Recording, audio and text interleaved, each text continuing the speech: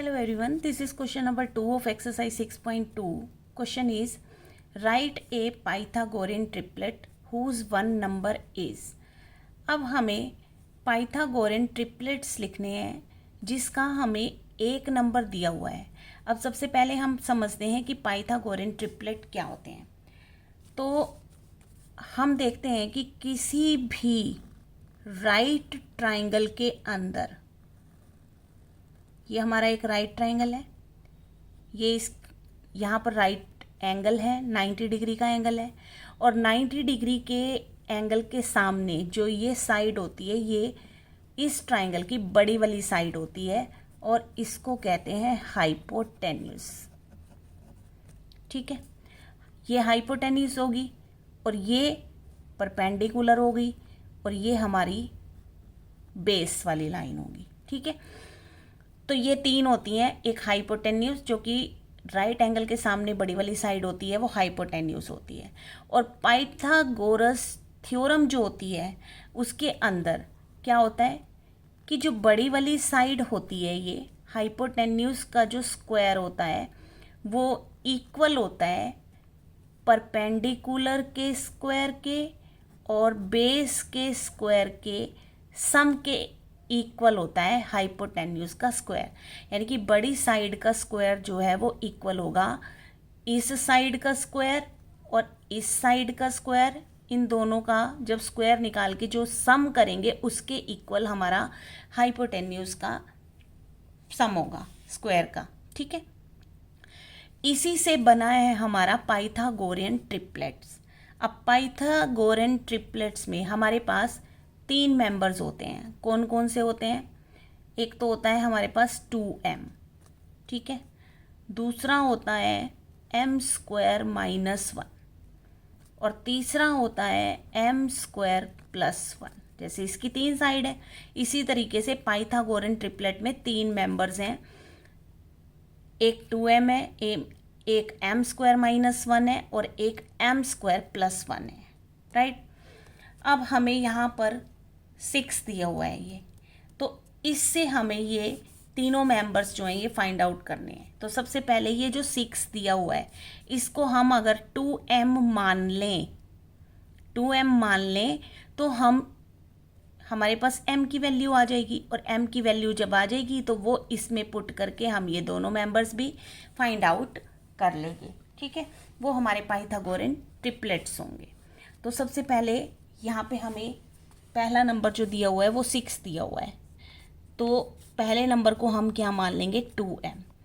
तो let 2m = 6। तो अब यहाँ पर हमारे पास m की वैल्यू आ जाएगी, ये 2m मल्टीप्लाई में इधर आके क्या हो जाएगा? डिवाइड में। तो दैट मीन्स m की वैल्यू कितनी आ गई? 3 आ गई। अब ये जब हमारे पास m की वैल्यू आ गई तो हम m² - 1 भी निकाल सकते हैं और m² + 1 भी निकाल सकते हैं। तो m² - 1 का क्या मतलब होगा? m की जगह तो हम पुट करेंगे वैल्यू 3 और 3 का स्क्वायर -1। अब 3 का स्क्वायर क्या होता है? 3 × 3 - 1। वैसे हम सिंपल भी कर सकते हैं, 3 3 = 9, इसमें ऐसे भी हो सकता है। ठीक है, उसमें तो कोई बड़ी बात नहीं है। यहाँ पर मैंने एक्सपेंड करके दिखा दिया ताकि आपको समझ आए। 3 3 = 9 - 1 जो कि आ गया हमारे पास 8। ठीक है, तो एक तो आ गया 8। दूसरा मेंबर फाइंड आउट कर लेते हैं।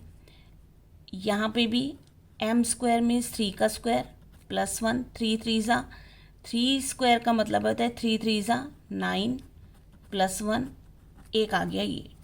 अभी इसका जो फाइनल हमारे पास आंसर आएगा, हमें तीन जो हैं वो नंबर्स बताने थे। एक तो हमें ये दिया हुआ है, ठीक है, और दो हमने ये फाइंड आउट कर लिए। तो ये तीनों जो हैं पाइथागोरन ट्रिपलेट्स हो गए। तो यहाँ पर लिख देंगे 6, 8 एंड 10। तो ये हमारा फाइनल आंसर हो जाएगा। अब हम इन ट्रिपलेट्स को प्रूव करके देखते हैं कि क्या हमारा जो ये ट्रिपलेट्स जो आए, हमने अभी कहा कि पाइथागोरन ट्रिपलेट और जो पाइथागोरस थ्योरम है वो पाइथागोरस थ्योरम जैसे ही हमारे पाइथागोरन ट्रिपलेट्स जो हैं वो है।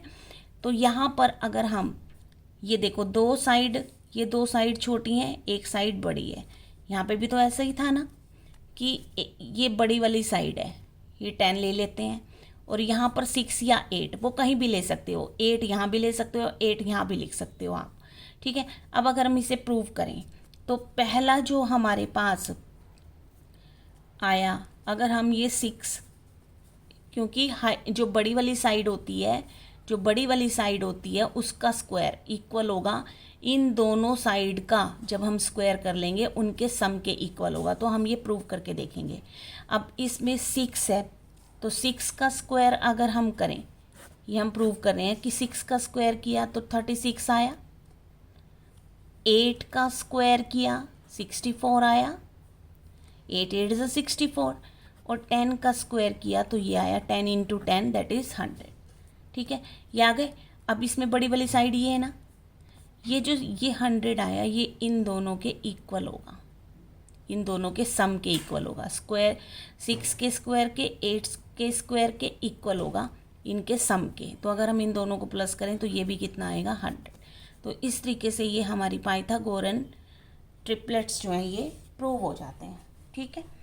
तो इस तरीके से बाकी के पार्ट्स भी हम ऐसे ही फाइंड आउट कर लेंगे।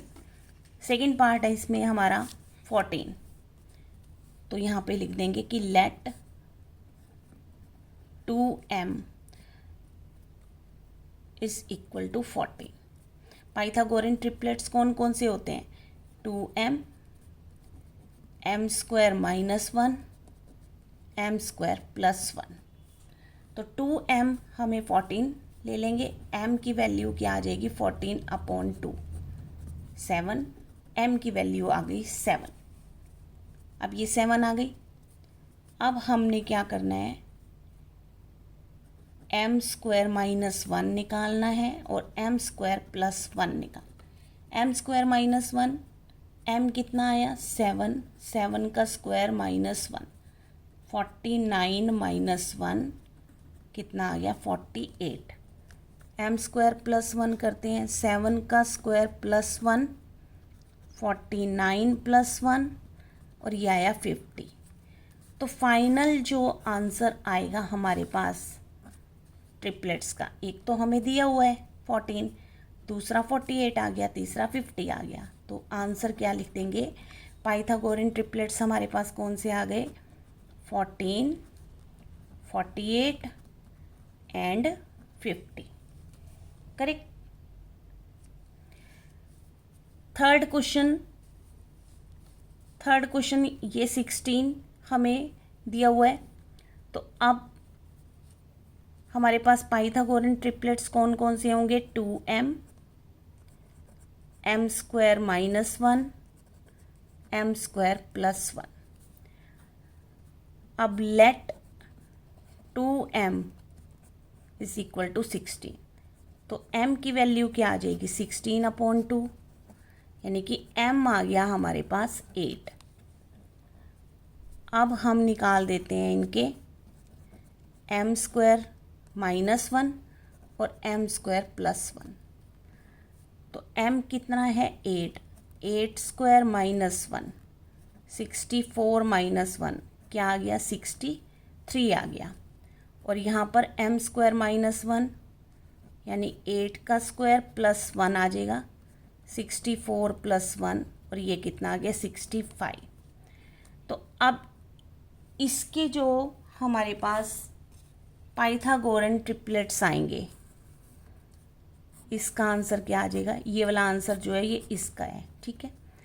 इसका आंसर हमारे पास क्या आ जाएगा, पहला नंबर हमारे पास क्या है 16, दूसरा 63 और तीसरा 65। तो ये आ जाएगा 16, 63 एंड 65। ये होगा इसके पाइथागोरन ट्रिपलेट्स। फोर्थ पार्ट देखते हैं, 18 दिया हुआ है। तो हमारे पाइथागोरन ट्रिपलेट्स कौन कौन से होते हैं, 2m, m square minus 1, m square plus 1। तो let 2m is equal to 18। m की वैल्यू फाइंड आउट कर देते हैं, 18/2। सो m की वैल्यू आ गई 9। अब हम निकालेंगे m स्क्वायर -1 और m square +1। m square -1, m कितना आया 9, 9 स्क्वायर -1, 81 -1 कितना आ गया 80, और 9 स्क्वायर +1, 81 +1 82। तो यहाँ पर जो हमारे पाइथागोरन ट्रिपलेट्स आएंगे वो कौन कौन से आएंगे? एक तो हमें दिया हुआ है 18 दिया हुआ है ना, और दूसरा आ गया 80 और तीसरा 82। 18, 80 और 82, correct. So this was your question number 2। मिलते हैं फिर नेक्स्ट वीडियो में। Thanks for watching.